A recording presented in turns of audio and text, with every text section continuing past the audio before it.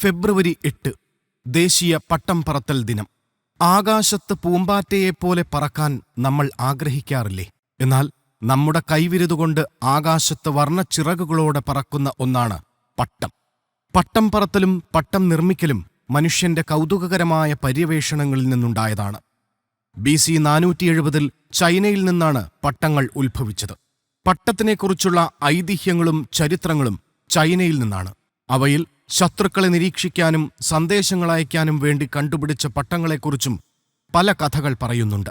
വളരെ രസകരമായ ഒരു കഥയുള്ളത്, ദൈവങ്ങൾക്ക് സ്വർഗത്തിലേക്ക് സന്ദേശങ്ങൾ അയക്കുവാനും വഴിപാടുകൾ നടത്തുവാനും പട്ടങ്ങൾക്ക് പ്രതീകാത്മക സ്ഥാനം പ്രാചീന കാലത്തുണ്ടായിരുന്നു എന്നതാണ്.